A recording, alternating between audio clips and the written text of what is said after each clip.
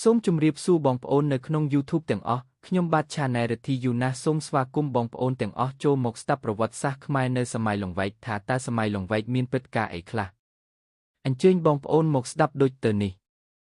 1. ព្រះបាទចន្ទរាជាបានឡើងគ្រងរាជ្យនៅឆ្នាំ1516តាមសំណើរបស់ប្រជារាស្ត្រដោយទ្រង់គ្រាន់តែឡើងគ្រងរាជ្យសិនឆ្នាំ1526ទ្រង់វាយឈ្នះស្ដេចកនទាំងស្រុងហើយទ្រង់បានឡើងសោយរាជ្យជាព្រះមហាក្សត្រនៅរាជធានីលង្វែករហូតដល់ឆ្នាំ1566ទ្រង់ចូលទីវង្គតនៅក្នុងរាជធានីលង្វែកព្រះចន្ទរាជាមានបុត្រពីរអង្គគឺរាមាធិបតីនិងបរមន្ត្រីជា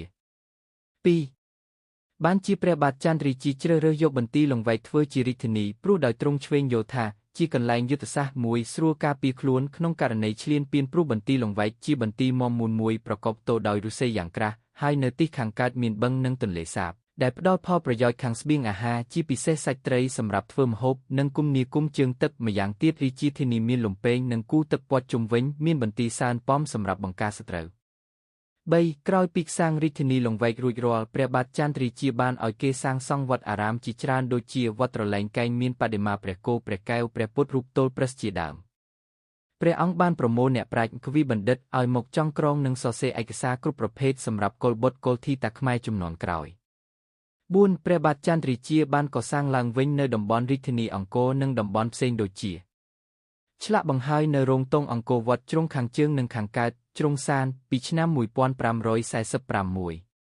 64 កសាងព្រះពុទ្ធចូលនិព្វានវ័នប្រវែង60ម៉ែត្រកម្ពស់12ម៉ែត្រដោយយករោងទង់ទី3នៃប្រាសាទបាពួនមកកែច្នៃជាព្រះពុទ្ធចូលនិព្វាន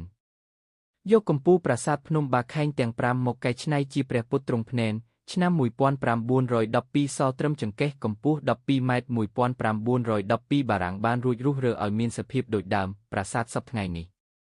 កសាងព្រះពុទ្ធចូលនិព្វានមួយយ៉ាងធំនៅលើភ្នំគីលែនកសាងព្រះពុទ្ធចូលបនិព្វានយ៉ាងធំនៅលើភ្នំអត្រសហើយភ្នំឧតុង្គឬភ្នំព្រះរាជទ្រព្យកសាងកែសម្រួលប្រាសាទវត្តនគរបាជ័យពីព្រាហ្មណ៍សាសនាឲ្យទៅជាលក្ខណៈព្រះពុទ្ធសាសនាកម្ពុជាប្រាសាទកសាងបន្ថែមនៅភ្នំសន្ទុកភ្នំព្រះធាតុនិងនៅមានកន្លែងជាច្រើនទៀត 5. ព្រះបាទចន្ទរាជាសុគតនៅឆ្នាំ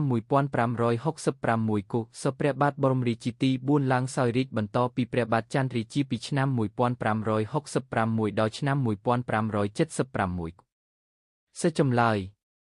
6. ទេពព្រឹកអារក្សទាំងអស់ដែលព្រះបាទចន្ទរាជាគោរពបូជានិងទុកជាវត្ថុស័ក្តិសិទ្ធិសម្រាប់ការពារព្រះនគរមាន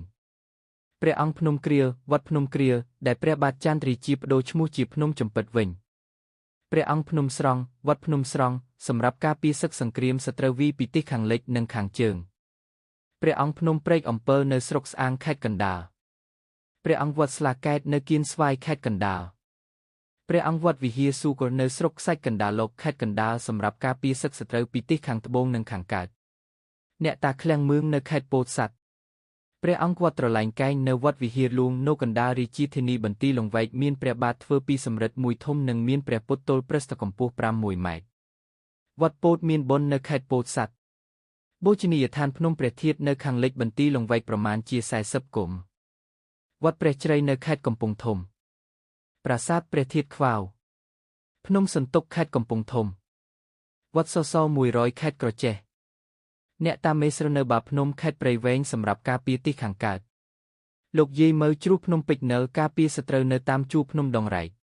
7. ខេត្តសៀមរាបជាអតីតខេត្តខ្មែរមួយមានឈ្មោះថាខេត្តមហានគរការបដូរឈ្មោះមកជាខេត្តសៀមរាបនេះក្នុងរជ្ជកាលព្រះបាទចន្ទរាជាឆ្នាំ1530កសតាមពង្សាវតារមូលហេតុបដូរឈ្មោះនេះបានបញ្ជាក់ថានៅឆ្នាំ1530សស្ដេចអយុធ្យាបានបញ្ជាឲ្យកងទ័ពខ្លួនវាយលុកកម្ពុជានៅខេត្តមហានគរដើម្បីបង្ក្រាបការមិនចុះញ៉ុំរបស់ព្រះបាទចន្ទរាជាទ័ពសៀមដណ្ដើមកាន់កាប់ខេត្តមហានគរមួយរយៈហើយមេដឹកនាំបានទស្សនាប្រាសាទគួរឲ្យយ៉ាងស្ញប់ស្ញែងបន្ទាប់មកទ័ពស្ដេចសៀមនេះទើបប្រទះនឹងទ័ពព្រះបាទចន្ទរាជាយ៉ាងធ្ងន់ធ្ងរនៅតំបន់អង្គរក្រោយពីទទួលជ័យជំនះមកព្រះបាទចន្ទរាជាបានបរិញ្ញាតឲ្យបដូរឈ្មោះខេត្តមហានគរនេះឲ្យដាក់ឈ្មោះជាខេត្តសៀមរាបវិញដែលមានន័យថាទ័ពសៀមត្រូវបង្ក្រាបឲ្យរាបនៅទីនេះ8. ព្រះបាទបរមញ្ជាសុគតនៅឆ្នាំ1576 សទ្រង់មានបុត្រ4អង្គគឺព្រះសត្ថាព្រះស្រីសុរិយោទ័យព្រះញានូចៅភ្ញាអនបុត្រាដែលសោយរាជ្យជាព្រះបុត្រាច្បងគឺព្រះបាទសត្ថាទី1ដែលសោយរាជ្យនៅឆ្នាំ1575ដល់1586 កុស សូមអរគុណបងប្អូនសូមបងប្អូនបន្តស្ដាប់ភាគ2បន្តទៀត